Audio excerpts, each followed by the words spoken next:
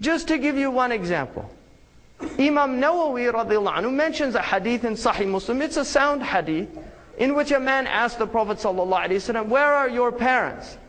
And the Prophet sallallahu alaihi wasallam said, "Inna abi wa abaka fin nar." My father and your father is in hell. That's what the Prophet sallallahu alaihi wasallam said. It's a Sahih hadith. The sanad is sound. Now the ulama, looking at that hadith, because it's a sound hadith, they differed on what it meant and came to different conclusions. All of those scholars, and they are the minority, that felt that it meant that specifically the Prophet ﷺ was talking about his own parents, never ever spoke about that hadith in any other way except with the utmost adab. That was their opinion, and they put their opinion. But the majority of ulama rejected those minority opinions and came to very clear conclusions. Now, to go into why they did that would mean that I would have to go into a dars or a lesson about usul. Because there's people in this room, and you're not required to know this, but there's people who don't know the difference between ahad narrations and mutawatir narrations. They don't know the difference between multiply transmitted narration. They don't know the difference between solitary narration. They don't know the difference between dilala qat'iyya wa dilala dhanniyya. They don't know what those things mean. Why? Because they didn't study the science. And why should you be expected, if you go to a cardiologist, to know when he says, well, unfortunately, the mitral valve has some problems. There's stenosis there. He's not going to say that, because he's not going to assume you know what mitral valve means, and he's certainly not going to assume you know what stenosis means. He's going to say, well, he'll bring a little model, plastic model that some drug company gave him, and he'll show there's these two little valves. Most educated people know what a valve is. And the valve gets hardening.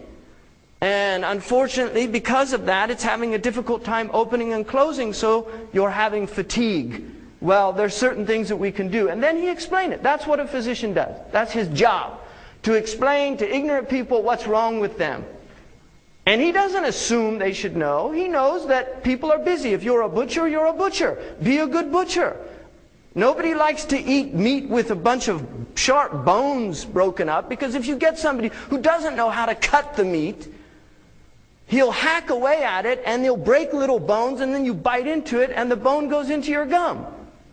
That's a lousy butcher. Nobody likes to get a carpenter and then you have your whole kitchen done with new cabinets and you open the door and it falls off.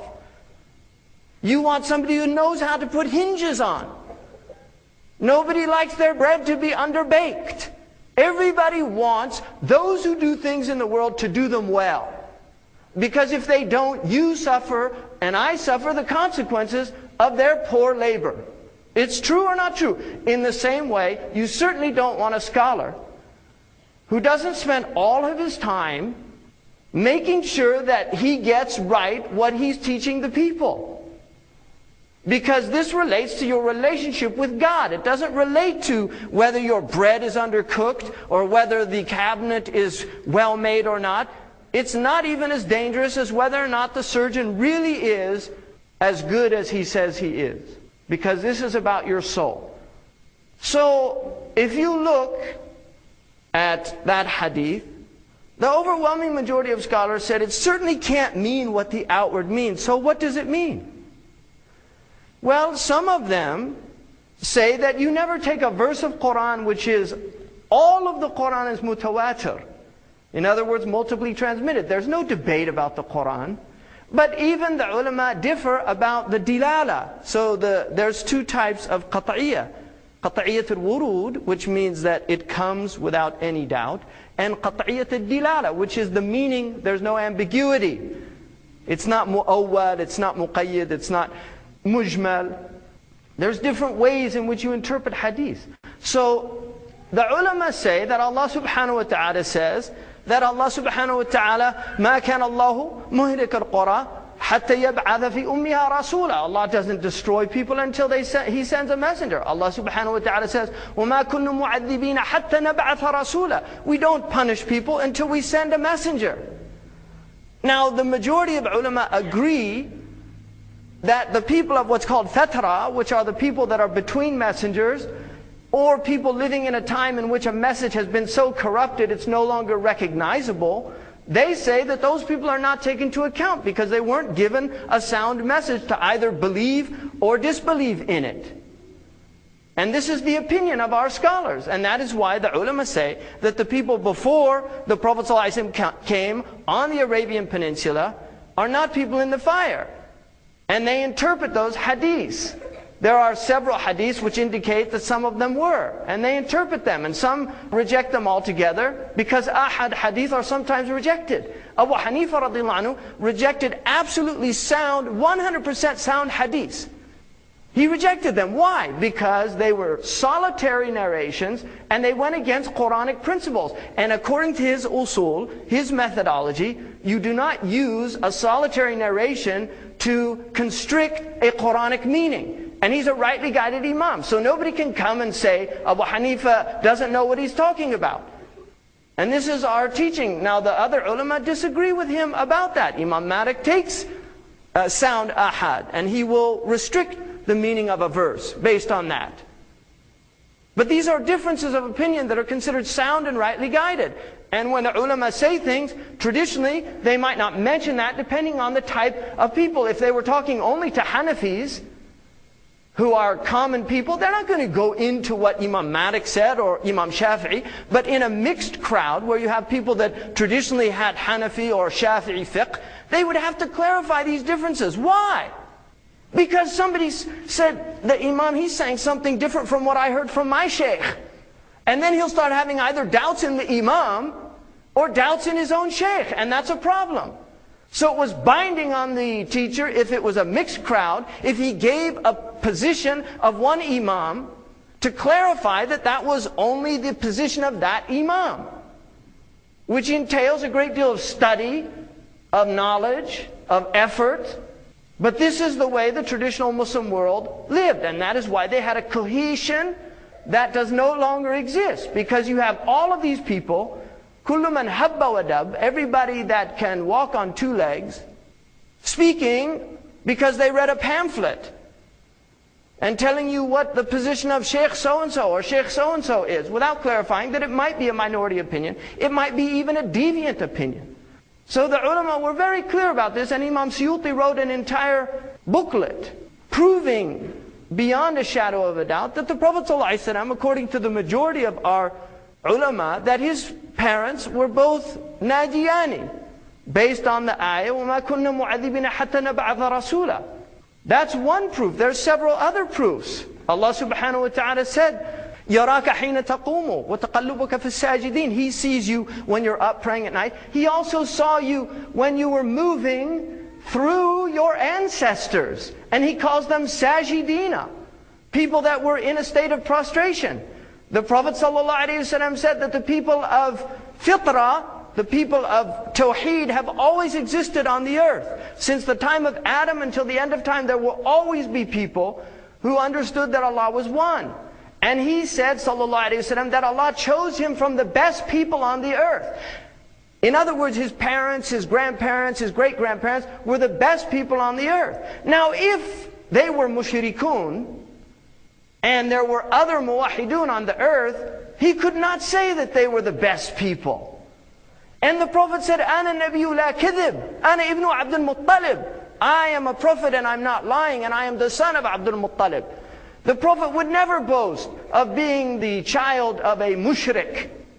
And this is the dominant opinion of our scholars.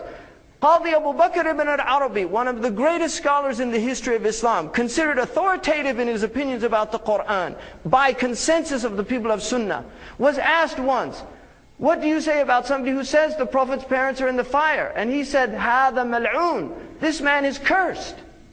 مَلْعُونَ مُبْعَدْ عَنْ رَحْمَةِ اللَّهِ. He said, why? Because Allah subhanahu wa ta'ala said, إِنَّ الَّذِينَ يُؤْذُونَ اللَّهَ وَرَسُولُهُ لَعَنَهُمَ اللَّهُ فِي الدُّنْيَا وَالْآخِرَةِ. Those who harm Allah and His Messenger, they are cursed in this world and the next.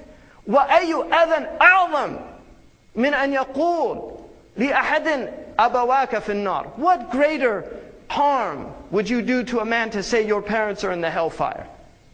Because even out of adab you don't say that to people. And the Prophet ﷺ in the hadith in Sahih Muslim, some of the ulama said, one, they reject the narration even though it's in the Sahih because it's ahad and it goes against a verse. Some of them say, no, we accept the method because there's two types of criticism. In the science of hadith, there's criticism of the sanad and there's criticism of the text. And so the sanad can be absolutely sound and the text considered rejected. And in other cases, the sanad could be unsound and the text considered sound. And this is well known in the ulama's tradition, where they will say, سَنَدُهُ ضَعِيفٌ وَلَكِنْ مَعْنَاهُ صَحِيحٌ. The chain is weak, but the meaning of the hadith is absolutely sound. This is well known in the books of hadith, all the great scholars of hadith. Fakhruddin al-Razi, radiallahu anhu, one of the greatest commentators of the Quran, said that the Prophet ﷺ's parents are absolutely najiyani and there shouldn't be any debate about it, and nobody should mention otherwise. And even if it was mentioned by the ulama who did follow that opinion, look how they mention it. I've seen their books. They do it with utmost adab. And most of them will also have ta'wilat, because we know also, according to Ibn Hajar al-Asqalani, the great commentator of Sahih al-Bukhari, who believed also that the Prophet ﷺ's parents were in paradise, said that on the Yawm al-Qiyamah, according to several hadiths, the people of Fatra will be tested by Allah subhanahu wa ta'ala. And there will be those who pass the test, and he said the Prophet's parents will pass the test. Ibn Abbas radiallahu anhu said about the ayah in the Quran, that Allah subhanahu wa ta'ala يُعْطِيكَ حَتَّى تَرْضَى, He will give you until you're content. He said it meant your intercession in your family.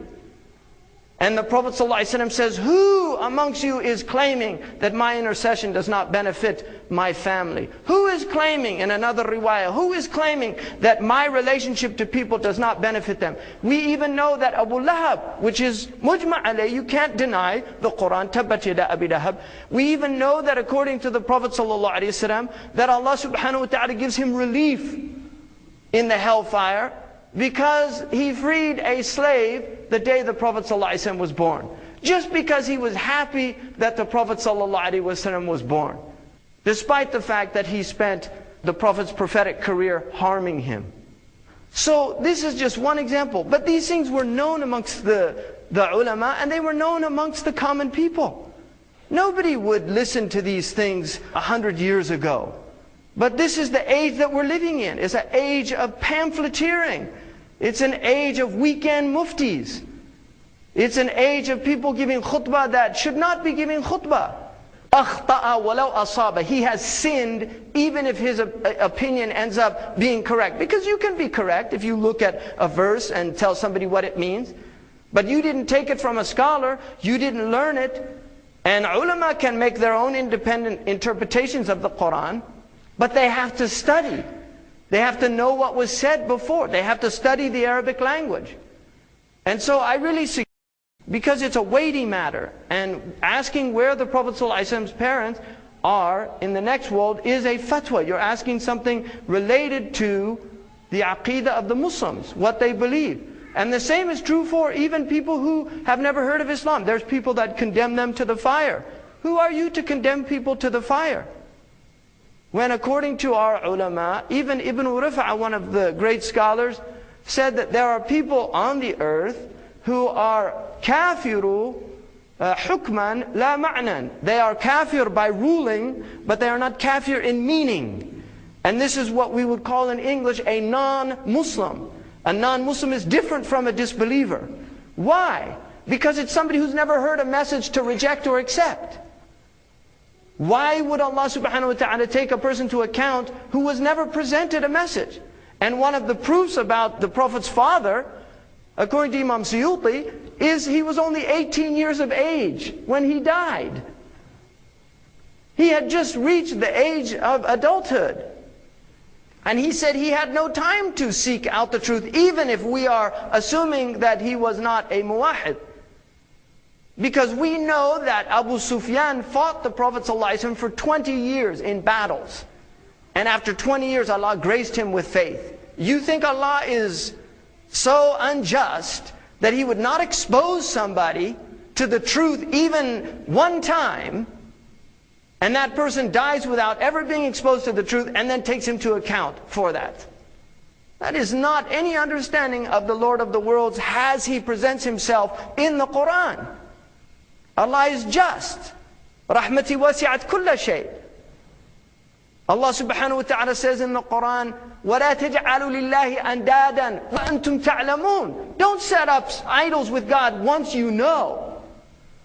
It's called jumla haliyah. In other words, you are aware of what you're doing.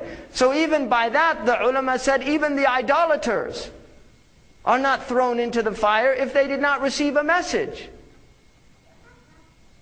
And some of them said those who are thrown into the fire are the ones who, all of the ayahs that were, all of the hadiths that indicate the people before Islam are in the fire relate to those who introduced these ideas. Like Amr ibn Lahi, the first one to bring idols to Mecca. That's a man, we know his name. He introduced idolatry into Mecca. And because of what he did, he's cursed. That is an opinion of many of the scholars. So this is a very important point, and I hope people reflect on it and recognize the absolute need we have for sound knowledge based on the majority of our scholars. And our aqidah is well known. There are 3 acceptable creeds in the tradition of Islam.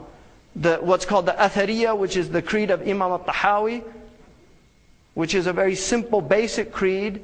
And then there's the creed of the people of Ahl Sunnah wal Jama'ah. He is Ahl Sunnah wal Jama'ah, but the majority of people that go under that, who are the followers of Abu Hassan al-Ash'ari, and also Abu Mansur al-Maturidi. And this is the overwhelming majority of scholars of our ummah after the 4th century are in agreement on this. And this was what was taught in Al-Azhar. It was what was taught in the Nizamiyah, it was what was taught in Zaytuna, it was taught in Al-Qarawiyyin, and all of the colleges of Islam, all of the scholars of India, whether Deoband or the Hanafi scholars of Afghanistan, of Herat, the scholars of Khorasan, all of them were studying the creed of Imam al-Nasafi, well known. It's a well-known creed. And so those people that come and suddenly begin to change what was known for the last 1,000 years, in this enlightened period that we're living in, suddenly we've discovered the true Islam. That for 1,000 years the ummah was in darkness, enveloped in the stupidity of misguided scholars. I mean, that is su'al dhan billah. That's a bad opinion of Allah. أقول قولي هذا واستغفر الله لي ولكم ولسائر